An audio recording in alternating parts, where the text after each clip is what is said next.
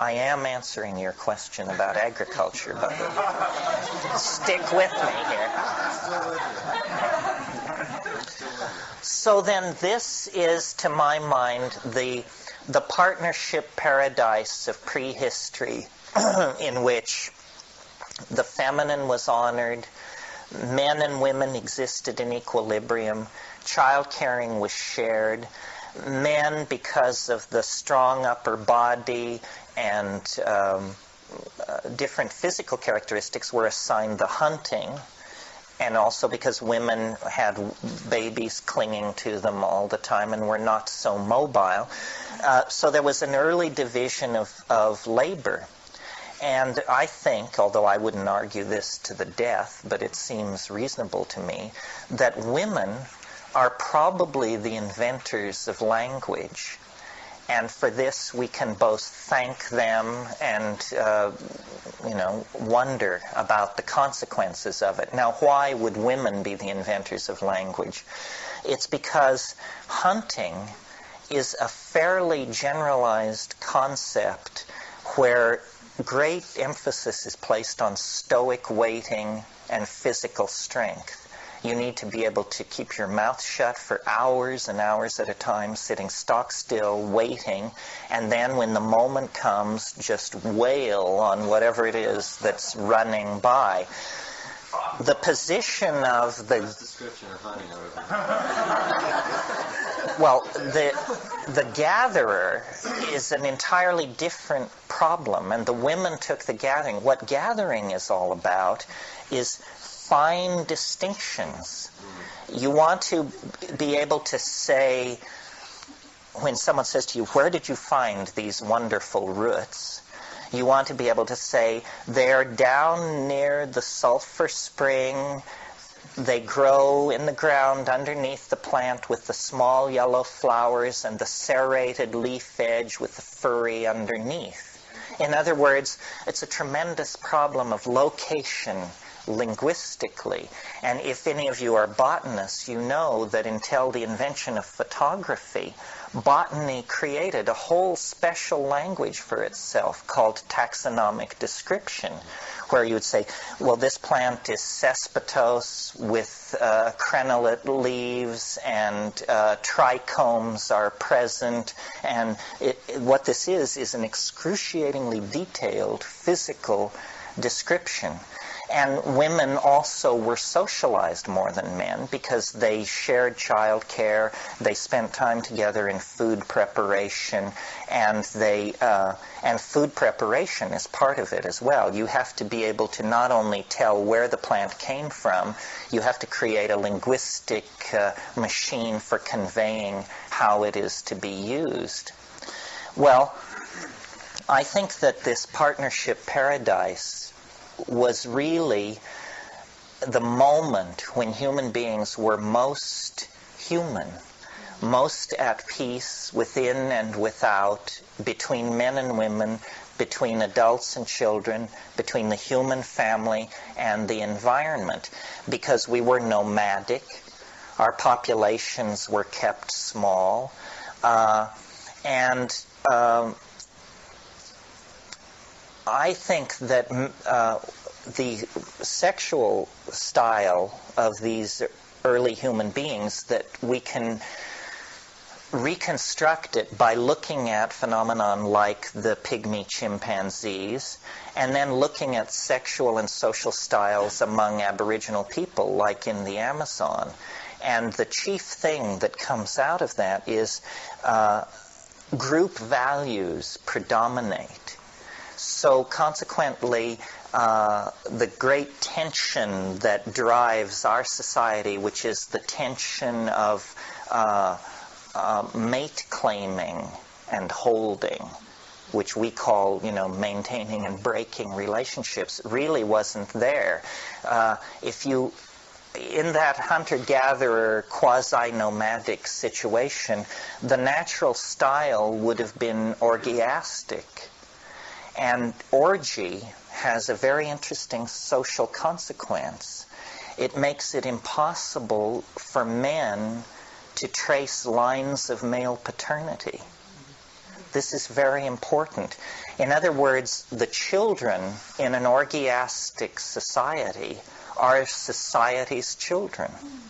Women know who their children are because they see them come out of their bodies, and unless they put them down and forget where they put them, they will always be able to go back to their children. Because the sex act and the fact of birth are separated by 9 months, it took a long, long time for the role of the specific male to dawn on these societies. Once male paternity becomes an issue, there's tremendous tension, because the orgiastic style is appealing on one level to everybody, I think. But on another level, if you're concerned about male paternity, you want to suppress orgy. You want to control women. And in fact, you begin to think of them as my women and your women. And I have nothing to do with your women, and you have nothing to do with my women. So women become a source of great anxiety in this situation. Well, now this is, I want to make it clear, this is not to say that we fell from grace, from a state of grace that was laid on to us by nature, because the style of all monkeys is male dominance. Even if you go back to the primitive primates, the squirrel monkeys and like that, male dominance hierarchies are always what's happening. So I think that the admission of psilocybin into the proto-hominid diet actually corrected, if you want to use that word, corrected a social style that had been present in the monkeys for millions of years. And just for maybe 50 or 100,000 years, the tendency to form male dominance hierarchies was suppressed by this cult of psilocybin use on the plains of Africa.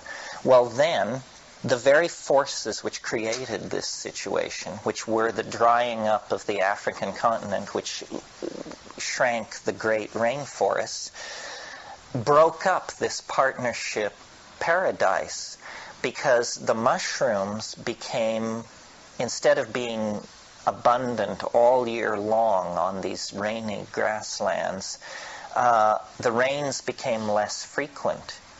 The distance between water holes became greater. The mushrooms became seasonal.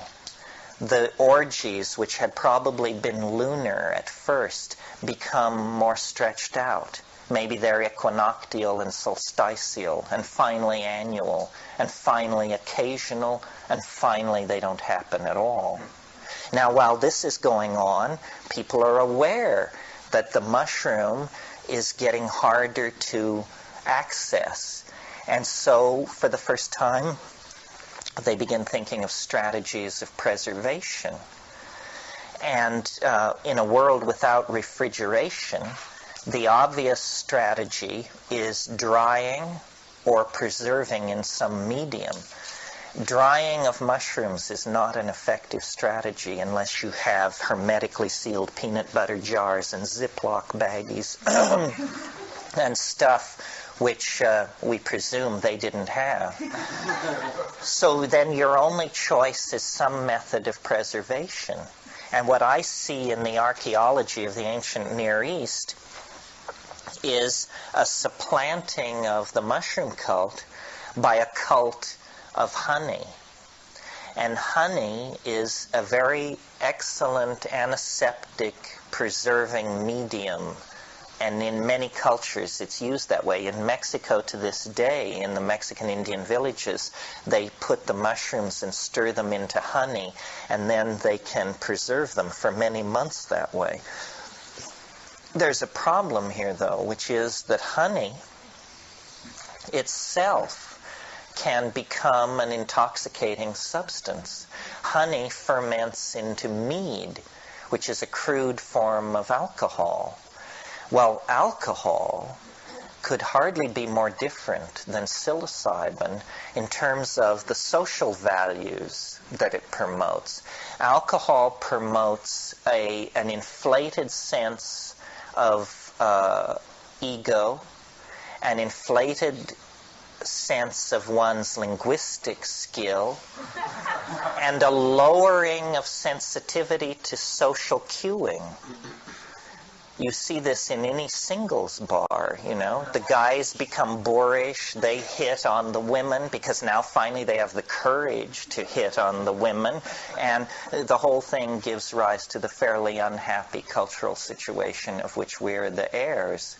I mean, most women, I don't know how true it is of the women in this room under 30, but most women, their early sexual imprinting goes on in an ambiance of alcohol use and abuse. And that's then lifelong because, it steels one's nerves for love and battle. This is what was, or love or battle. This is what was always said about alcohol. So the women who were the gatherers of this hunting and gathering equation, essentially they were too smart. They outsmarted themselves. They had this enormous database on wild plants and plants that could be gathered in the environment. And they were nomads. And what nomadism means in this African context is that you follow the great herds of cattle around on a yearly cycle as they move from waterhole to waterhole. And you camp for a few weeks, and then you move on following the herds. The problem with this is in the discard of these camps, in the middens of these camps, there would inevitably be seeds discarded as waste. Well, at a certain point, women noticed that the middens, the dumps of last year's camp, was a great place to find food because it seemed to concentrate in those places. And it was because the seeds were being discarded there. So at some point, a Lady Einstein of the High Paleolithic put it together. And it's interesting, this has to do with the conquest of the temporal dimension in terms of cause and effect. In other words, at the same time that the guys were figuring out, oh, if you have sex with this woman, then 9 months later there will be a child, the women were figuring out, oh, if we throw food away here and bury it, 12 months later there will be food growing on this very spot. Well, at that point, this huge database of information on plants that could be gathered was dumped. And the women said, we don't have to do that anymore.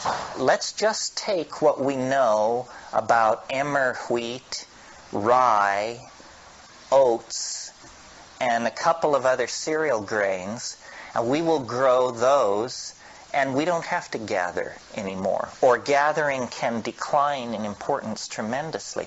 But in order to care for the emmer wheat and the rye and the oats, the sedentary lifestyle displaced the nomadic lifestyle. And I talked a little bit last night about the consequences of the invention of agriculture. The first consequence was surplus, something the human race had never dealt with before, because in the hunter-gatherer situation, once you've gathered enough, you stop working. Agriculture is a process where you sort of push a button, and lo and behold, here comes abundance. More abundance than you know what to do with. So you have a new problem. The problem is not getting enough food. Now the problem is preserving it and defending it. And both of these problems can be solved by ceasing to wander and beginning to build walls.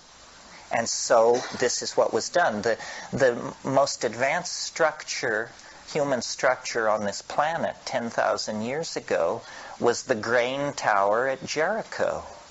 and it was specifically built for agricultural surplus, and it was built with walls around it to defend itself. Around 10 to 11,000 years ago, in the archaeological record, all across Europe, the ancient Middle East, and North Africa, we get the appearance of what's called the Tanged Point Technocomplex.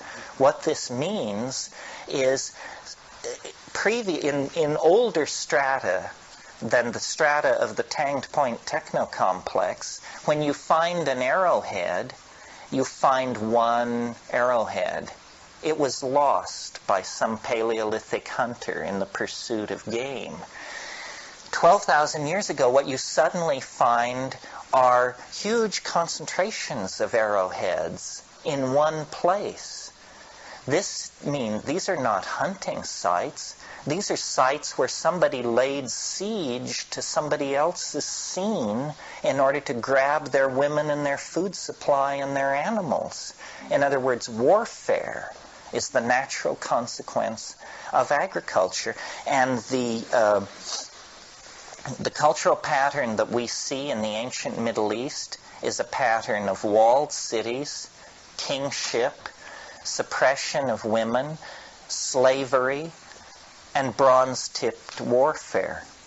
All the progenitors of our own curiously twisted cultural adaptation are set in place there. So, I mean, this is a point which may be only important to me, but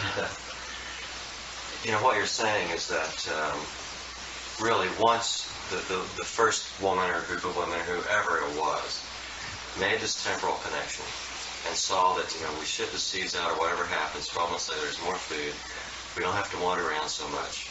And once that happened, the die was cast, for McDonald's and the military-industrial complex, in effect. And that once some tribe or bunch of people had a lot more than they could use, and it's there, then it becomes tempting and in a way adaptive for other people to say, why wander around out here, screw around, let's just go kill these people and take their shit. Right. And that's a lot easier. Right. Now, and also what you're saying is that nobody noticed that this was fucked up at the time. Right. Well, it happened over a very long period. And the other thing that I'm saying is... Go ahead. No, I mean, to me that seems to be an important point. In other words, there was a major maladaptive cultural development that happened over a lot of time. Yeah. At the time, nobody else was noticing that this was bad. And it was driven by weather, see. It was driven by the fact that things were just getting drier and people were trying to find a solution to the drying problem. Nobody thought to say, if we don't store up all this stuff, these other people won't be trying to kill us. Right. Nobody could conceive of how to return to the nomadic style. And of course, once people started agriculture, then in some cases to be a nomad meant you would have to move through these people's areas and their fields, and then they would be waiting for you with rocks and clubs because they don't want your herds tromping through their fields. But the real key factor, which straight anthropology doesn't acknowledge, is that the slow fading of the use of psilocybin is what permitted all of this, because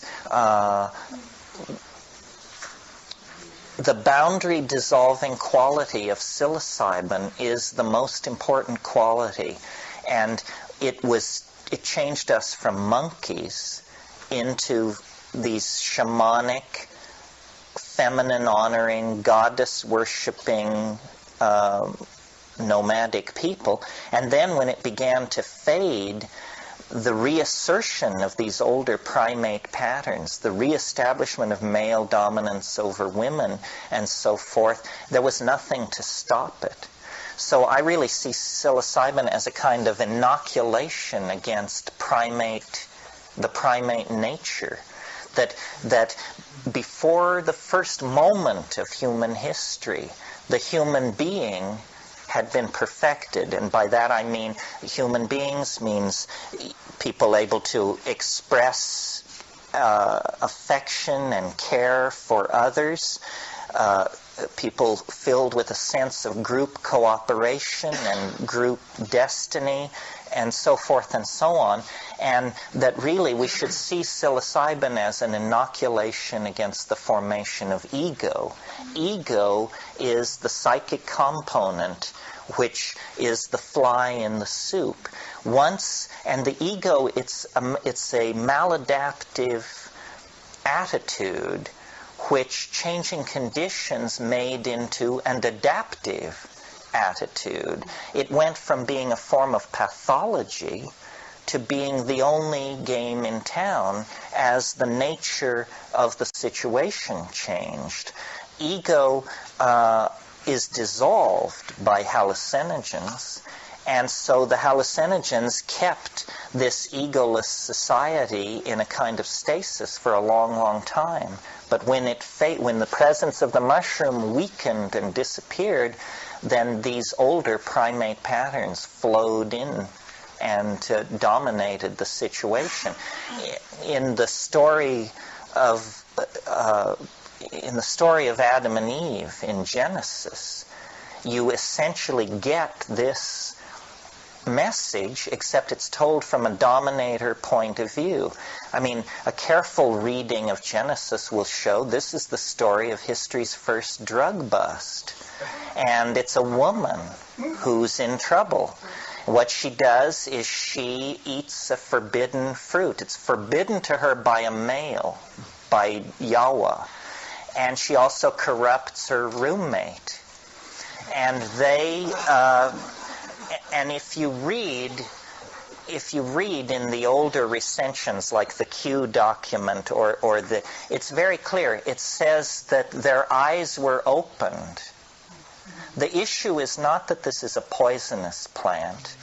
At one point in the story, Yahweh, walking in the garden, mumbles to himself, if they eat of the fruit of the tree of life, they will become as we are. The issue was one of a striving for equality on the part of the human beings and a suppression of that desire for equality by this gardener, this keeper of the garden, whoever this guy was. And so then in the story, they're tossed out of Eden. And it says an angel was set at the eastern gate of Eden with a flaming sword so that they could never make their way back in to Eden. To my mind, this is simply the African sun drying up this partnership paradise. About 10,000 BC, people begin to settle in the Nile Valley. Before that, people didn't live in the Nile Valley. It was an unhealthy place. It was a boggy, malarial lowland, and people lived in what we call the Sahara Desert, but which was then the Saharan grassland. It was only when the grassland turned to desert that people moved out of the grassland and then settled near the river, and those are the proto-dynastic civilizations of the Egyptian archaeological record. In the Tesseli Plateau in southern Algeria, there are rock paintings 7,000 to 15,000 years old that show shamans with mushrooms sprouting out of their bodies and being held, hands full of mushrooms. They're reproduced in my book here. So I think part of what is happening in the 20th century is we're making our way back into deep time, and we're discovering our own childhood, and what we're discovering is a pattern of abuse and trauma. The reason human beings are so given to addiction and so restlessly uncomfortable with being is because we, every single one of us, are the victims of a dysfunctional relationship and a trauma that occurred in the childhood of our species. We were meant to be the mushroom-using monkey. We were meant to be to have a balanced relationship between the masculine and the feminine. We were meant to be the caretakers of the earth.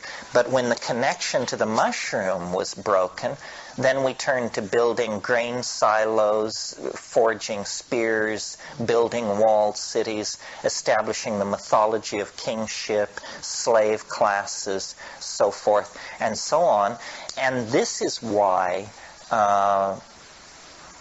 the rediscovery of these things in the 20th century is so important, because we have now been at this male dominator, linear culture for about 7,000 or 8,000 years, depending on how you want to measure it, and it has pushed us to the brink of extinction.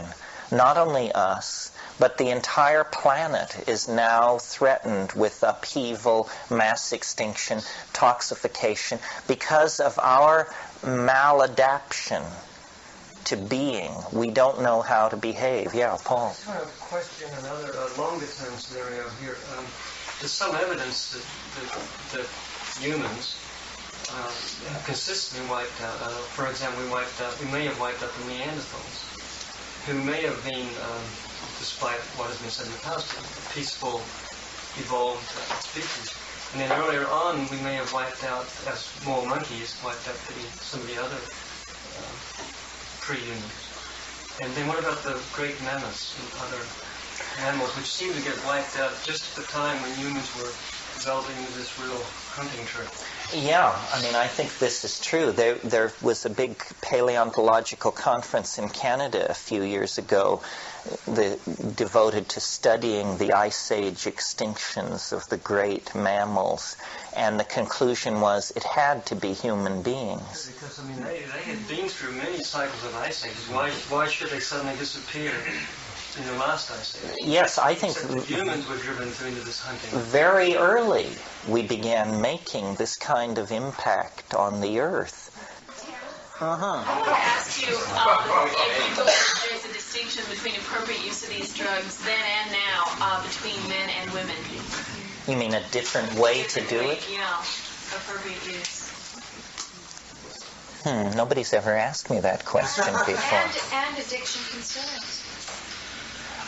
You mean? Question? Yeah, what was the question? The question over here was, is there a different protocol, or should there be a different protocol for men and women using mushrooms or using psychedelics? And the question over here was? I'm just adding to that, in present day and addiction concerns, because we seem to have such a problem with addiction in terms of, abusing all these drugs that can really help us. So how do we? Well, I think what we have to do is we have to bring this issue into consciousness, which is never done in a cultural context. I mean, why do we take drugs is the real question. And I think that, the answer, I mean, why do we take bad drugs? Let's ask that question. I think it's because we want to scratch a certain itch, and we can't figure out how to get at it. And so people, they addict to sex, to money, to drugs, to having the morning paper delivered on time. I mean, myself am threatened with falling into a hysterical rage if I get up and there are no eggs.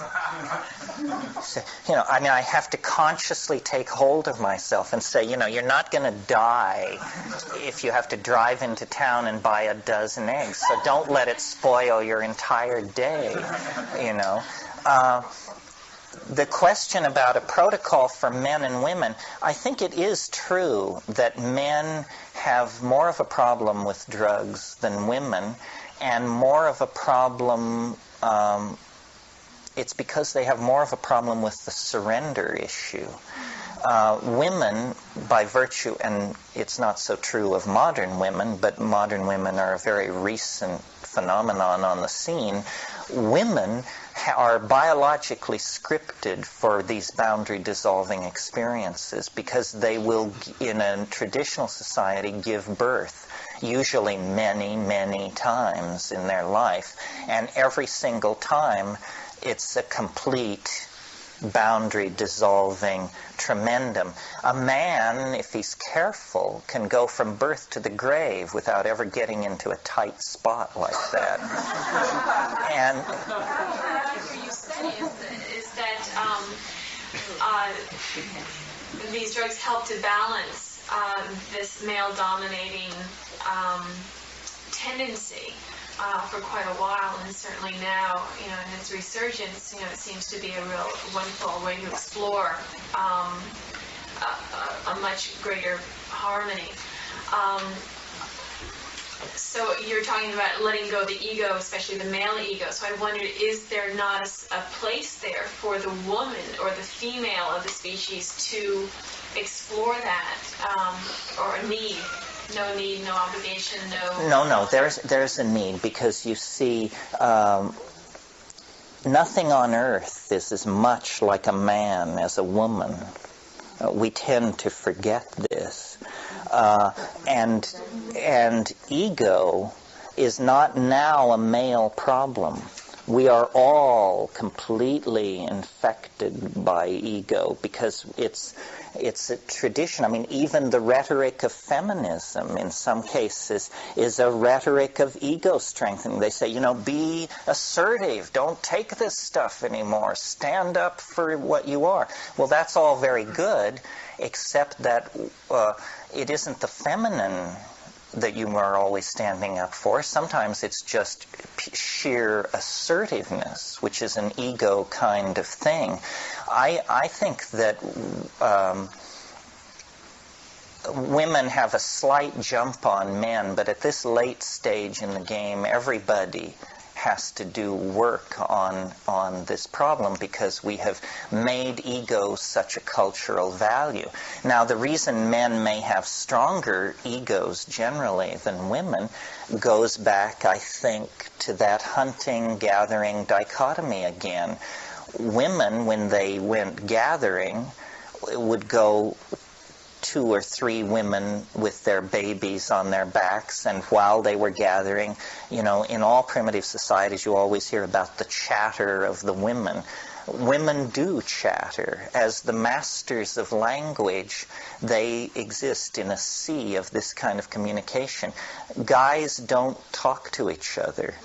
It's very rare. And if in your life you were repeatedly, over and over again, told, okay, you stay here on this point and you watch all day long, and we will drive the game by at evening, and then you make the kill. I've been in that situation because I was forced through these male initiations in the meathead society I grew up in. And if you're a 10-year-old, 14-year-old kid, and they set you up on what they call a point, a hunting point, they give you a gun and they set you up on a point and they say, wait here 5 hours. The major struggle is to not be dissolved into the environment, to not become frightened, or it's called Wendigo psychosis, It's to hold the wilderness at bay. And so you have to have rituals of ego empowerment to do that. And the hunter is the exemplar of ego personified. So I think just these different cultural styles made men more egotistical, and also they didn't have... women are naturally, hormonally scripted to transfer loyalty and self-identification to their children. It's a much more abstract thing for a male to put his child first. For a woman, it's unthinkable that it could be any other way. For a man, it's a consciously argued decision. Ego is our problem. I mean, you can talk about nuclear waste or nuclear proliferation, but it all gets back to we are not willing to set aside our desires for big houses and many cars and tremendous comfort.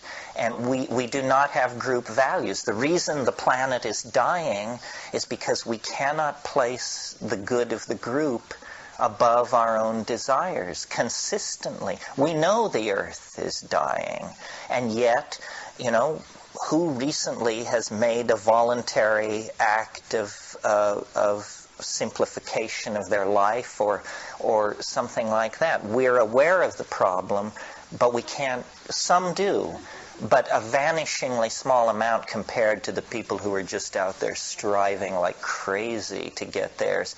And sadly, the dissolution of communism, which certainly had its problems, they're there for everybody to see, but the rhetoric of communism was collectivism, care for the collectivity. In the absence of anybody saying that, now we just have a dog-eat-dog world, and the devil take the hindmost, and it looks like the devil will take the hindmost. The problems with ego is that it's one of those words that mean all things to all people, and I think we need to say that even in the societies where mushrooms were plentiful and boundary dissolution took place, people came down eventually, and necessarily so, because you need an ego in development. I think you were the one who once said that you need an ego, so if you're in a restaurant, you take your fork and put it in your mouth instead of somebody else's. So, developmentally, it's a scaffold on which you build personality. Well, I think our millions of years of primate existence give us a pretty strong ego. And then it was just this brief interlude with psychedelic plants that changed it. And let me say a little bit more about that. It sounds sort of clinical to say that it's ego dissolving. It's like we're dissolving a cyst or something. And that's a good metaphor as far as it goes. But why is the ego dissolving is a good question. What is it about psilocybin that causes the ego to dissolve? Well, I think what it is it shows you the true size of the world. And in the presence of the true size of the world, you finally figure out how important you are. And you aren't important. You don't matter a jot or a tittle in the big picture. You get a picture of 10 million years and 10 local light years of space, and then you say, well, how important is it, what I think? And then it's humbling. It's not disempowering. It's humbling. You see, I should get with the program.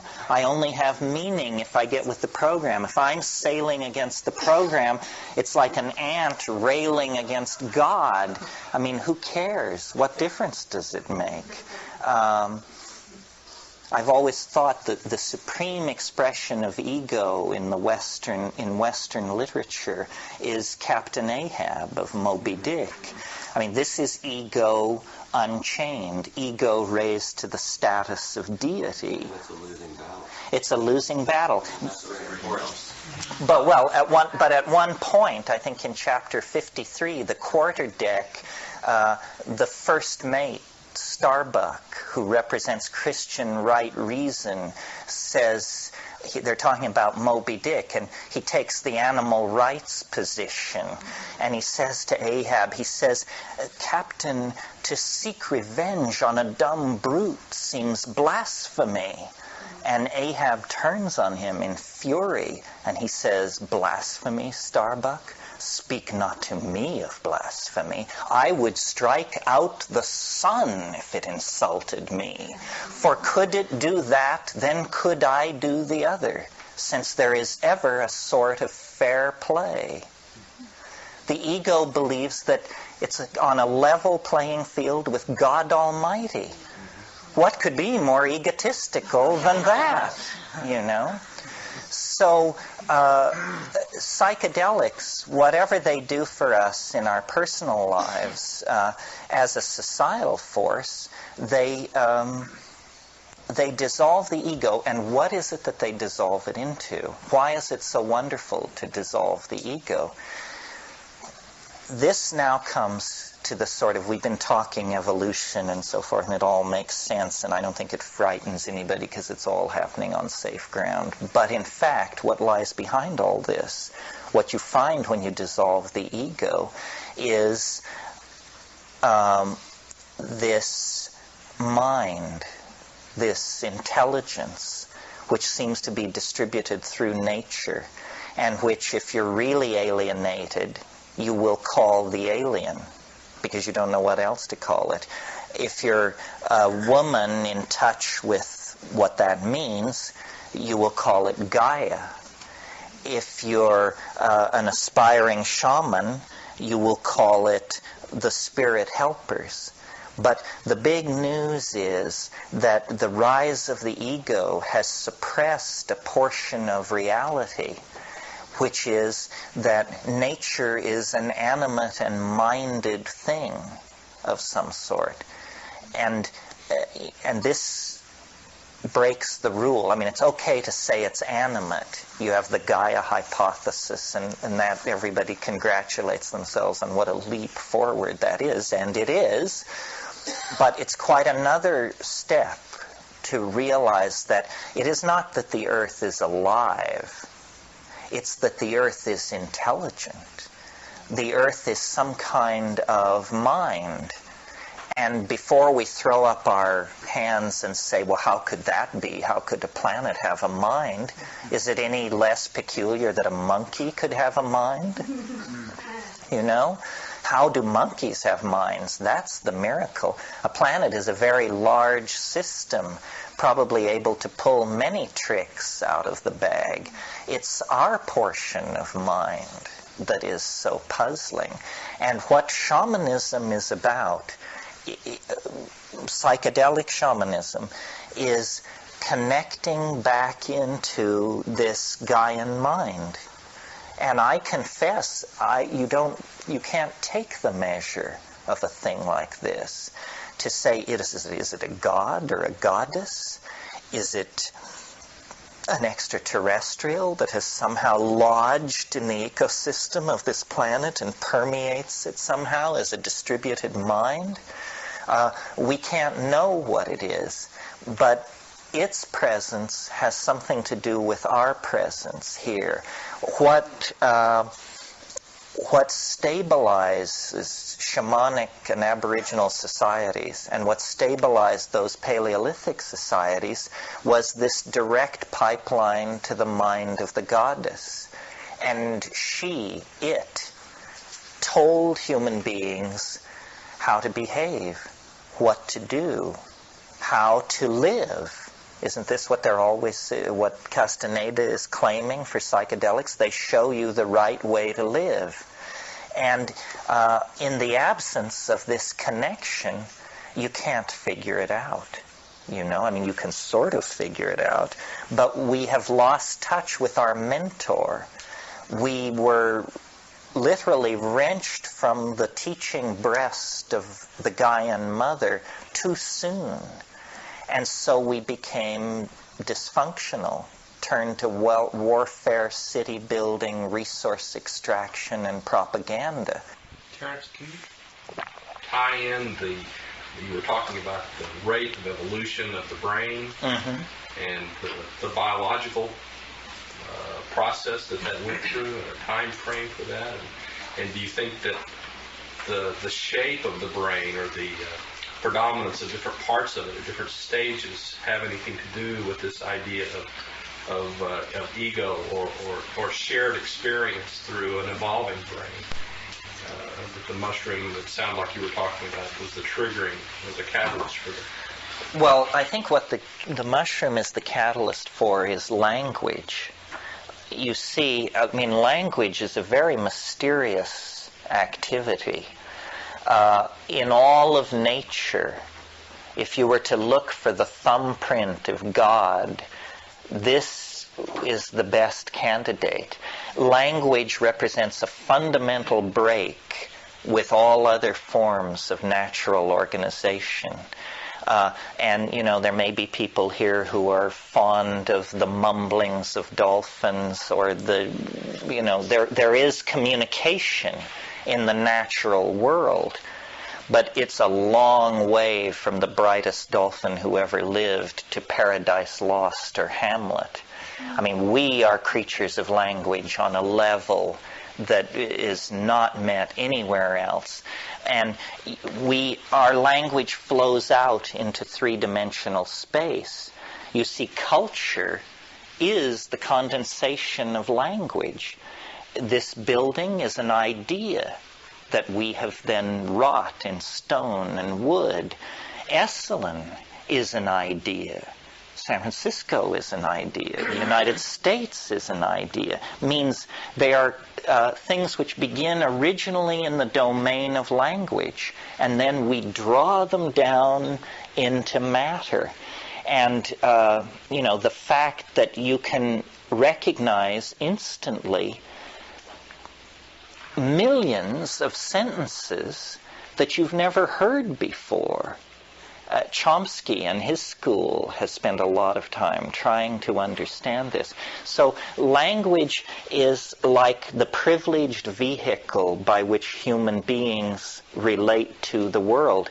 And interestingly enough, psychedelics, especially psilocybin, triggers language-like activity. It causes what's called glossolalia, speaking in tongues. Speaking in tongues is simply language in the absence of sanctioned meaning. It means you've got words, you've got declension, you've got grammar, but you just didn't bother to have meaning. And I think that, we tend to believe language is for the conveyance of meaning. But I think that's just because we came late to thinking about the problem. Obviously, it seems to me, people were indulging in language-like activity for a long, long time before there was meaning. It was a form of entertainment. It's a form of amusement. It's something people did around the fire at night for each other.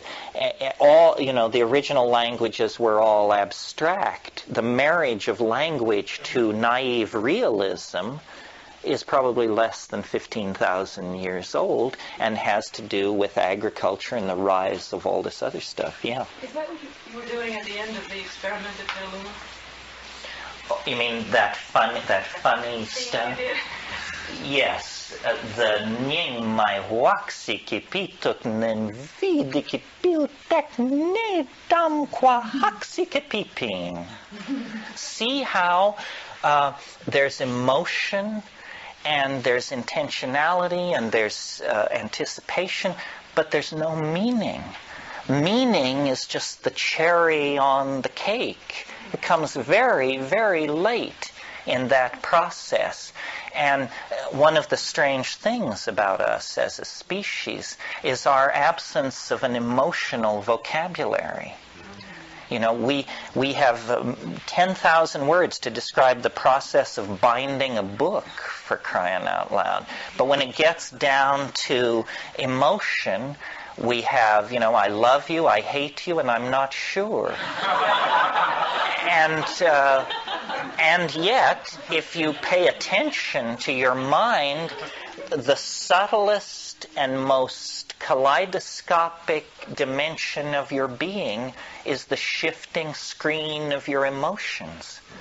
And yet we can convey only the tiniest part of that to each other. A place like Esalen is built on trying to open the valve to emotional language so that people can say what they feel.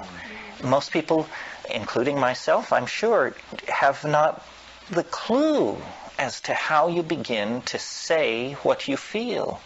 The psychedelic experience is a good place to begin because these feelings are so unusual that you can sort of attempt to language them without feeling you're going too far out on a limb with your personal being. But when you start talking to somebody about, what is that poem? Is it by Robert Browning? How do I love thee? Let me count the ways. To say to someone, how do I love thee? Let me count the ways, and then to actually try to compose your own list in real time, it's too, quote unquote, embarrassing, whatever that means. It means we don't want to go that way. We want to mask ourselves. We feel reluctance to push in to that domain. And I assume this is because this was what happened to language. Well, no, it may have always been that way. It is a thing of surfaces. I mean, it's tremendously easy to use language to describe a plant. Very hard to use it to describe a mood. Maybe this is because you can eat plants and not moods. And so it's ultimately a tool, a survival skill. But our poetry, our art, the places where we rise toward the perfection of our humanness are usually in the domain of language married to emotion, you see. Yeah. Question about the place of pecking order in all this that you're talking about. In most animals, you see a pecking order emergence. And my feeling from my own experiments is that as far as psilocybin mushrooms, when I was in Palenque, where the Mayan civilization is, the people who live there don't use those mushrooms. The people I got the strong feeling that the people who were in the Mayan civilization at the time did not use them, but the priests did, and that perhaps way back, when you're talking way back in the early evolution of things, that whoever was on the top of the pecking order either got the best mushrooms or kept the mushrooms for themselves or away from the people. That the knowledge that this could bring to normal people was antithetical to the needs and desires of the ones who were higher up in the pecking order. Yeah, I think you're quite right. The scenario you sketch out is what's called the Grand Inquisitor scenario. You all remember in the Brothers Karamazov the story that Ilya or one of them tells about how during the Inquisition Christ miraculously appears on earth, and he goes to visit the Grand Inquisitor. And then this conversation takes place between them. And the Inquisitor and Christ says, do you know who I am? And the Inquisitor says, yes, I know who you are. We don't want it. We've got it worked out. We don't need Galilean troublemakers. We've moved beyond that stage. And this is a similar sort of situation, I think. Priest, you see, it's a long slide from shamanism into priestcraft. And the way it happens, I think, is when the psychedelic becomes no longer accessible or understood, then priestcraft gets going with a vengeance. There's always a tendency or a tension in religion between the irrational force of revelation and the desire to institutionally organize. Early Christianity was victim of this. For the first 120 years after the crucifixion, Christians were useless to anybody because they just stood around waiting for the end of the world. And then after 120 years of this, some people, Tertullian, Origen, Justinian, that crowd, said, shouldn't we be investing in real estate and getting a little something together here? This waiting for the end of the world, hell, who knows, And so then the institutionalized church sprang into being. Another place in cultural history where this happened is in the mystery that surrounds Soma. Soma was some kind of psychedelic plant. Nobody knows for sure what it was, but the whole of the Rig Veda, which is the earliest stratum of the Hindu literature, the whole of the Rig Veda is hymns to Soma. These incredibly extravagant praise for this intoxicant of some sort, which the people were using. Well, if it was so wonderful, how could it ever be lost? How could you ever lose? It would be like our civilization losing the secret of how to make Coca-Cola. It's almost impossible to imagine an upheaval so thoroughgoing that we would forget how to make Coca-Cola. And so then we would collect Coke bottles and say, this represents the vanished sacrament, if only we knew. The only way you can lose a secret with that kind of cultural import is if, prior to the loss of it, knowledge of it has been restricted. What they want. It's the same with pups and most any kind of animal. So why would it be different for humans? That I think that the humans who got a little bit on top decided that this was not a good thing for others to have. Well, what I'm saying is it would only be true in the case of humans if they were using psilocybin. In other words, in the absence of psilocybin, human beings will behave like kittens, calves, and pups, but that psilocybin actually erodes the ego. And this is what's put against a lot of psychedelics. They say, well, the guy won't, these stoners, they don't punch the time clock. And when you threaten to fire them, it seems to have no effect on them. I don't know how you reach these people. Well, the way you reach them is you appeal to something other than the ego. The modern industrial civilization has very skillfully promoted certain drugs and suppressed others. A perfect example is caffeine. Caffeine, I hate to tell you this, caffeine is a fairly dangerous drug. It isn't dangerous in that a cup of coffee will kill you, but a lifestyle built around caffeine is you're not going to live to be 100 years old, or even 70 unless you are statistically in the improbable group. Why is caffeine not only tolerated but exalted? Because, boy, you can spin those widgets onto their winkles just endlessly without a thought on your mind. It is the perfect drug for modern industrial manufacturing. Why do you think caffeine, a dangerous, health-destroying, destructive drug that has to be brought from the ends of the earth, is enshrined in every labor contract in the Western world as a right? The coffee break. If somebody tried to take away the coffee break, the masses would rise in righteous fury and pull them down. We don't have a beer break. We don't have a pot break. I mean, if you suggested, well, we don't want a coffee break. We want to be able to smoke a joint at 11 in the morning. They would say, well, you're just some kind of, you're a social degenerate, a troublemaker, a mad dog, a criminal.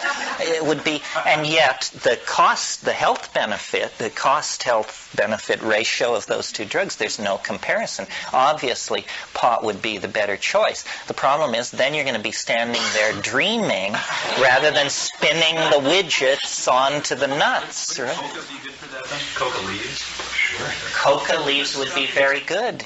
I suspect in the future we may see the legalization of coca as a sop to the mentality that wishes to see cocaine. Andy Wilde, who's a good friend of mine, we don't agree on everything, but a few years ago he had great enthusiasm for a coca chewing gum. And I never got on the bandwagon because I didn't see that we needed another high-focus industrial stimulant on the market. But coca would be great, and certainly in the Amazon, if you're a patron, you encourage your workers to chew coca. I mean, they're worthless without coca. Give them coca and put a machete in their hands and they will just flail for hours at the bush. Another example that's interesting that shows how blinded and unaware we are of how drugs have shaped our society.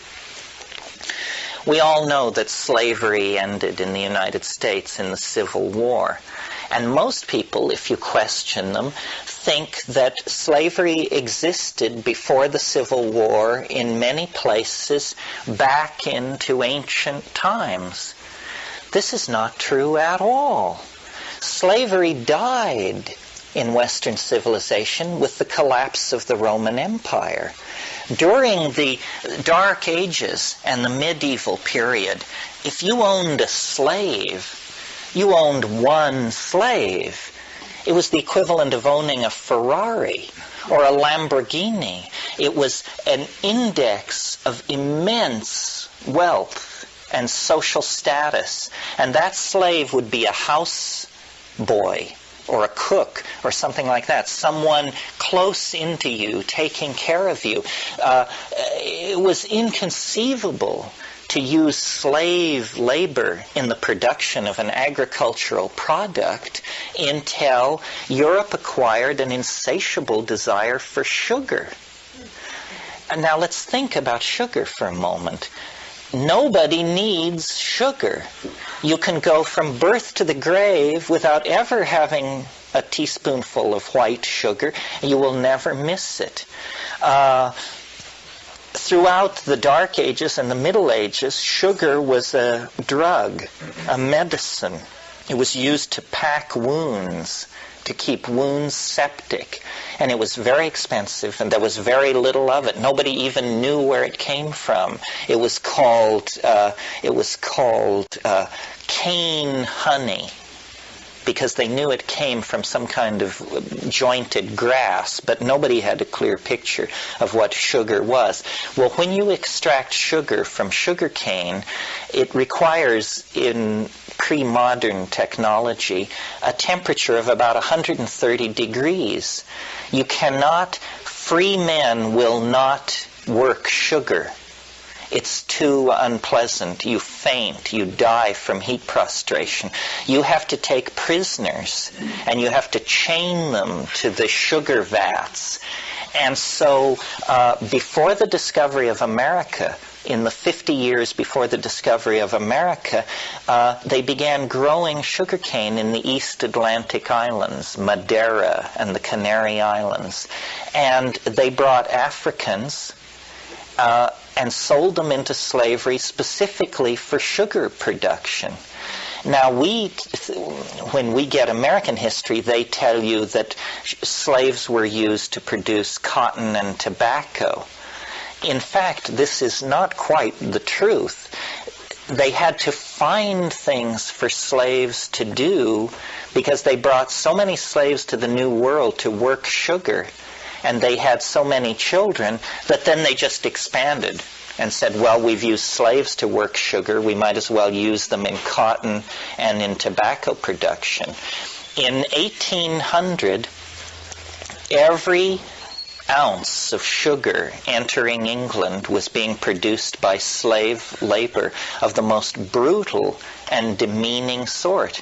And there was very little protest over this. It was just accepted.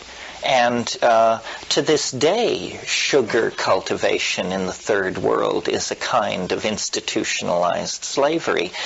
Christian, the popes, the kings of Europe, all of Christian civilization acquiesced in the bringing back of a practice that had been discredited during the fall of Rome in order to supply the insatiable need for sugar.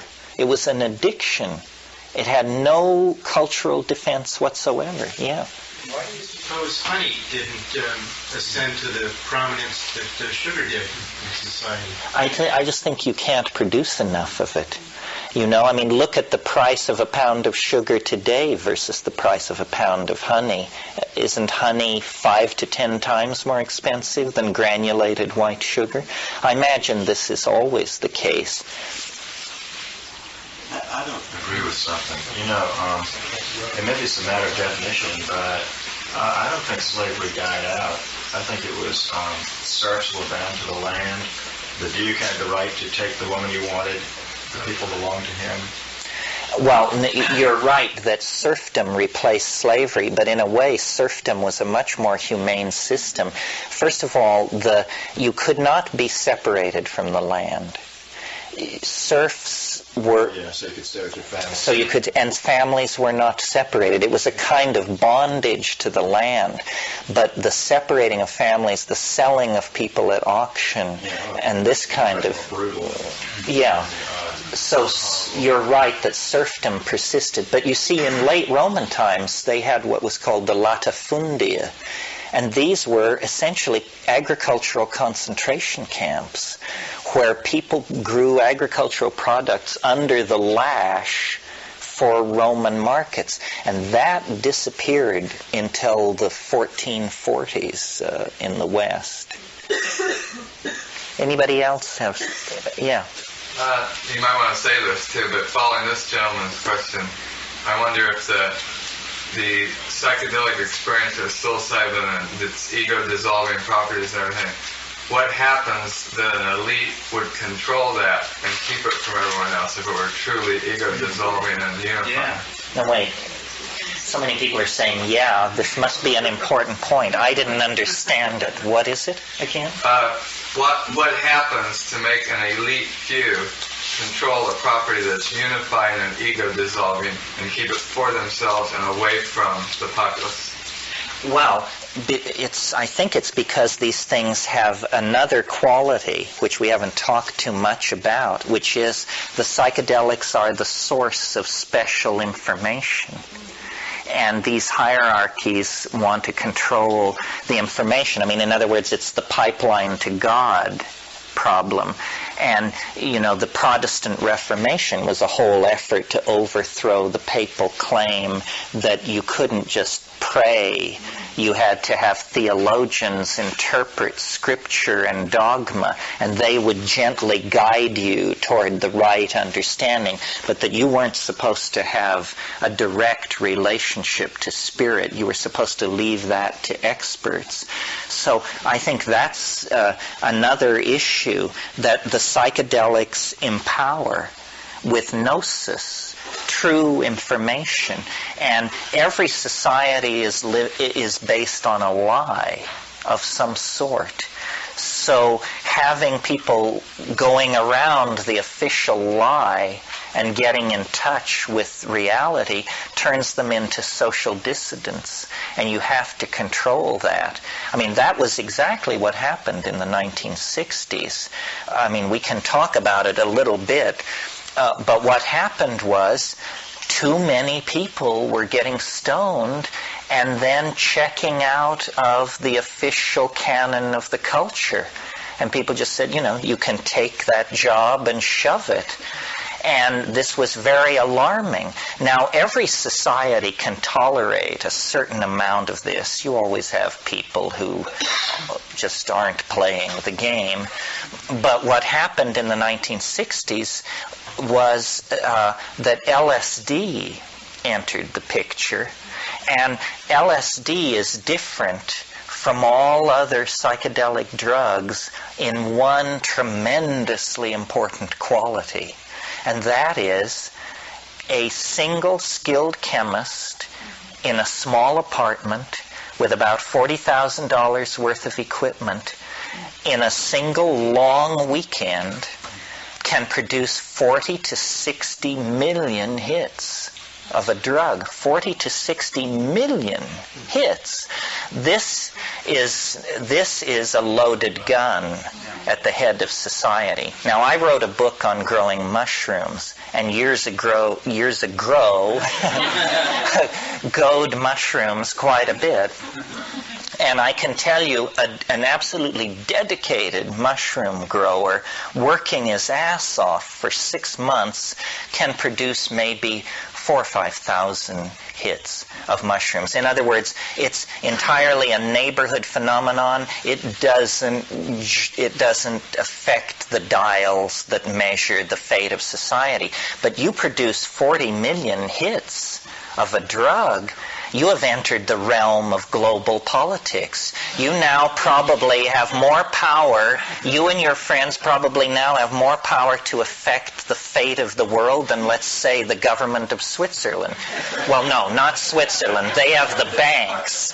But the government of Finland, let's say. You have just shoved Finland out of the way and taken your place in the hierarchy. So no government would put up with that for a moment. It's analogous to splitting the atoms. I mean, yeah, they don't allow you to assemble nuclear warheads in your basement, and they're not going to allow you to manufacture LSD in your basement either for the same reasons. In a way, that it sounds like the LSD then could be, well, LSD related to psilocybin is like cocaine related to coca in a way.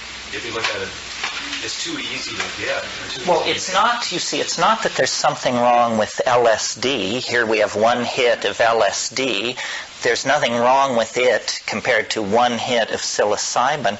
The problem is that you can it's just like agriculture. Yeah. Overproduction.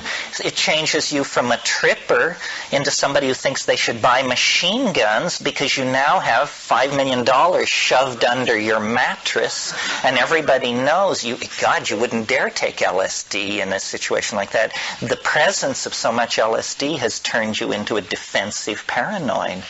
Now you must defend your fortune. Forget LSD. It's changed from a vehicle of spiritual enlightenment into a commodity that must be defended at all costs. See? The cost in terms of what the government thinks of this. I mean, you look at what the government's doing with drug sentences now, and I just in Hawaii, and for marijuana growing is a minimum 10-year sentence. And in a federal law for possession of nuclear weapons is a maximum of 12 years.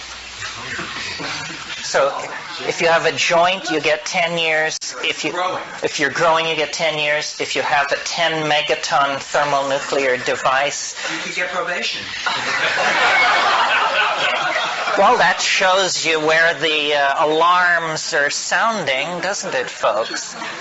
You see, the hidden issue, and it need not be hidden among us, the hidden issue, the government always tries to paint itself as the mother hen, concerned about her errant chicks. And so to keep you from crashing into other people on the freeway, to keep you from leaping out of buildings or committing suicide, we have to control these drugs. As a matter of fact, this is absurd. More people die because of alcohol than all illegal drugs combined in a given year. The government is not your friend on this issue. The government is very concerned to control the mass mind. And marijuana, my God, since the British Commission on Hemp, which was in 1889, I believe, the British East India Company commissioned a study of hemp. They have spent millions and millions and millions of dollars to find something, anything, you name it, wrong with cannabis. There is nothing wrong with cannabis. It is the most thoroughly tested, pawed over, and examined drug in human history. And they just come up with the lamest stuff. I mean, they tell you, you're going to have tits. Give me a break. They say you won't be motivated in your job. Like your job is supposed to be the sine qua non against which all things are to be measured. I'll stop when I get a training bra. Yeah, right. And I think people on our side of this question have been tremendously naive, because people just think we just have to convince them that it's harmless. It ain't harmless. It is a knife poised at the heart of dominator values. It would make the modern industrial assembly line, political loyalties, the macho image projection, all of these little tricks that they're running are severely eroded by cannabis. And they will stop at nothing to eradicate it. Look at the budget of the DEA. What are they doing? They're giving 65% is dedicated to cannabis eradication.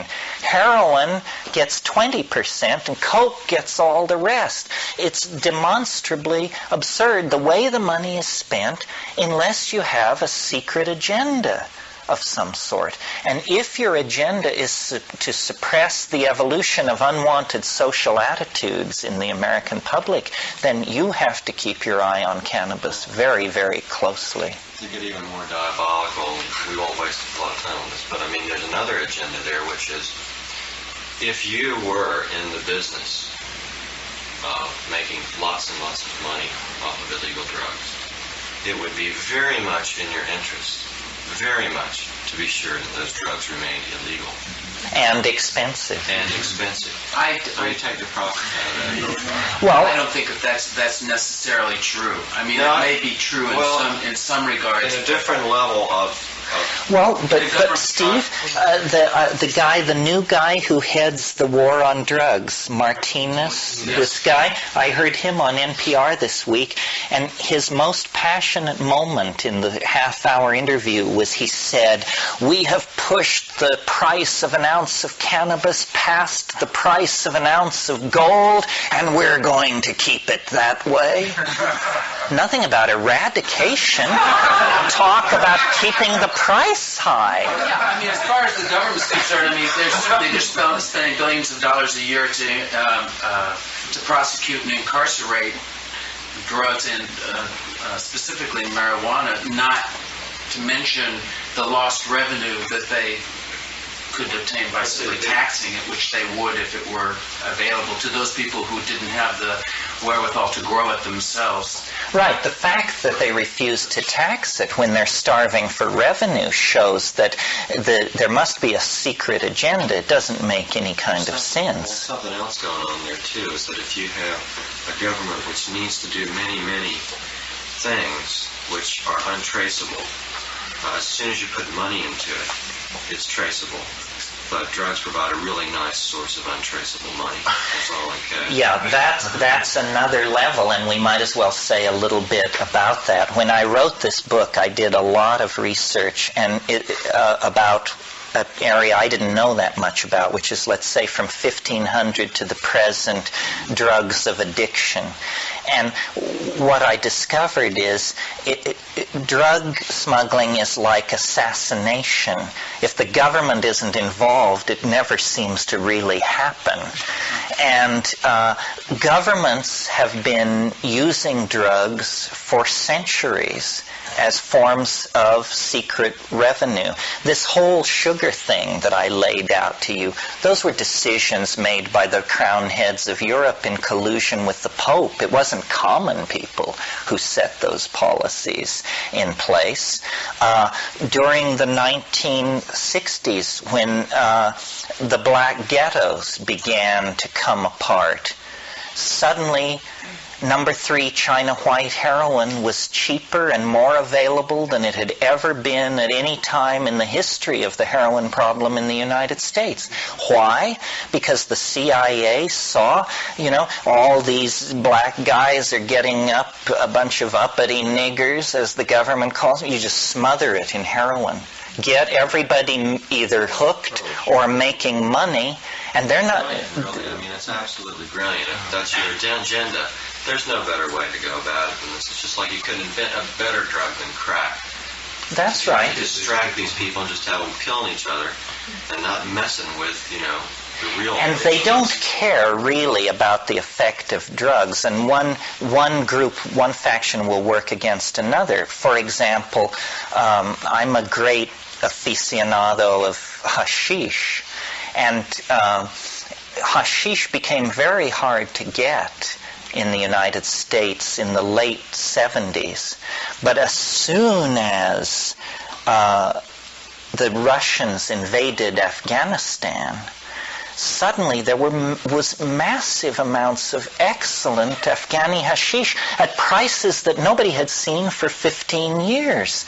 The reason was the CIA knows that hashish it's not really a problem, but what they wanted is they wanted an income for the mujahideen.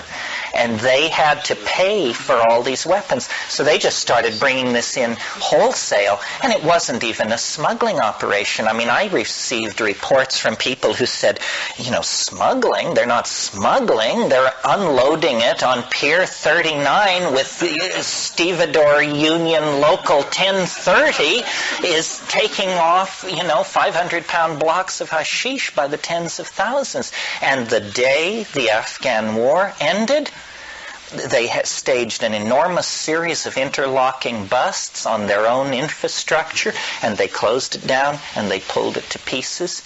When Khomeini kicked out the Shah, the Iranian heroin business then fell under the control of the mullahs, and at that point, suddenly, cocaine emerges as a major problem in the United States because we just switched our supply lines. We could no longer depend on Iranian heroin because we couldn't depend on these screwy Islamic fundamentalists, so we just turned toward all of these company assets in Honduras and Ecuador and Colombia. Very, very cynical. It's only been 120 years since the so-called Opium Wars. Very few people know what the Opium Wars, what was the issue in the Opium Wars. Well, it turns out the British government wanted to deal opium in China, and the Chinese emperor told them to get lost. And they flipped, and they sent naval units, and they laid siege to several Chinese cities, and they forced the Chinese imperial court to agree that they could deal as much opium as they wanted on the wharves of Shanghai and Chusan.